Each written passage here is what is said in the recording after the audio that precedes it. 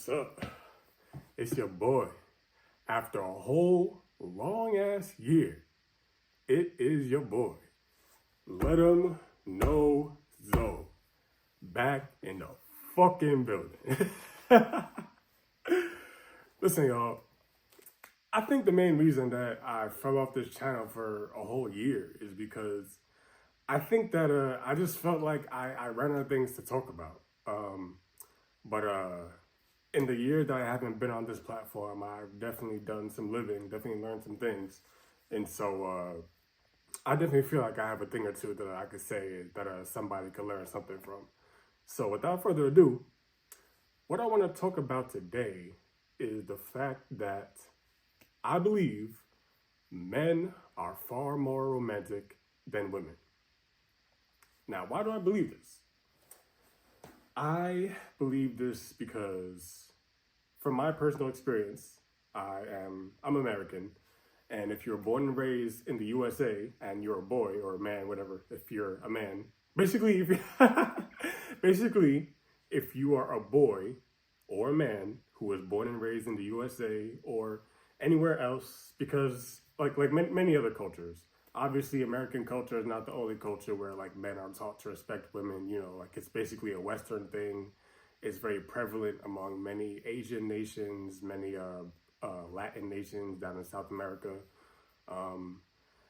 Typically, it's a cultural thing that men and boys are taught that in order to gain the affection and the love and the attention of the opposite sex, what we have to do is we have to grind and we have to work and we have to become the best versions of ourselves, and we have to, basically just become all around successful in order for women to even look your way. Now, I suppose this is not the worst message to preach to boys and men, but I mean, it does kind of take a toll after a while, because it can feel like if you don't have, all the bells and whistles, if you don't have the fastest car, if you don't have the biggest house, if you don't have basically the greatest possible life that somebody could hope to live, then it's almost like you're invisible. So another point that I want to make is that men seek love from women, but women seek stability from men. And so with this dynamic in mind, it's kind of like it's like a dance almost. I don't want to call it a transactional relationship, like the general dynamic between men and women. But honestly, I feel like that's what it is, because, like if you're a man, like if you don't have your stuff together, then you can't really expect the highest caliber of woman to kind of entertain you, look your way, or just even acknowledge that you exist. And then for women, like I was saying, they seek stability in men. So it's like, for all of my buddies out there, all of my bros who are romantics at heart, you might want to make a point not to wear your heart on your sleeve, because that's definitely not the number one thing that's going to get you a loving woman in your life. Another point that I want to make is the fact that at least here in the USA, I can't speak for every other country in the world, but here in America, it kind of feels like expectations of the American man are just getting like higher and higher and higher every day. It's like no matter what the area is, whether it be work, whether it be love, it's just like, there's always more and more required of you. And eventually it's like are these standards even realistic anymore? Like what was good enough yesterday is now not good enough today anymore. Like it's weird. And so by that same token, the probability for a man to, you know, like find love, basically find somebody who he can, you know, have in his life, go through life with, somebody to like depend on emotionally, somebody to confide in, somebody to have good times and bad times with, whatever, like somebody just to stick with them through thick and thin. It's like, unless you have like literally the world to offer, it's almost like you can't even get that. I don't know. I don't want to sound like I'm complaining, but I mean, it is getting a little tough out here when it comes to relationships and dating. You know, the USA can be a pretty wacky place sometimes, and I know that this country is very influential. So, in many cases, what Americans do, many other nationalities of people will do as well. And so, yeah, it's weird. And then one last point that I want to make is that I feel that this concept of hypergamy, I guess I shouldn't really be doing quotations because it's basically real.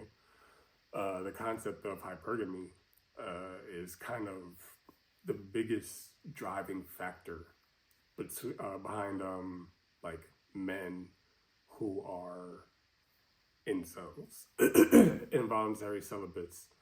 So it's like you want to find somebody to, you know, just form a meaningful connection with while you build yourself and grow throughout your life. But it's like, it's almost like that's basically impossible because it's like every single, or at least a great many American women, they only want like the guys who already have it all together. They only want like the dudes who are already making like hundreds of thousands of dollars, and he's driving a 2025 Benz, and he's living in a mansion or a nice house or whatever. You know, not a mansion or whatever, but you know, the standards can just be like a little. I guess I'll say it. The standards can be a little intimidating sometimes. And I was reluctant to say that word because that is one thing that American women just love to say. They just love to say that men are just intimidated by them. And in some cases, it's correct, but I feel like in the vast majority of cases, when women say that men are intimidated by them, I feel like they're using the word incorrectly. But yeah, like exceedingly high standards can make it difficult to find somebody who you can form a meaningful connection with. And personally, I've come to realize that I am something of a romantic. Like, yes, I like to go out and I like to meet different girls and I like to, you know, explore my options, and, you know, I like to be able to see all the possibilities.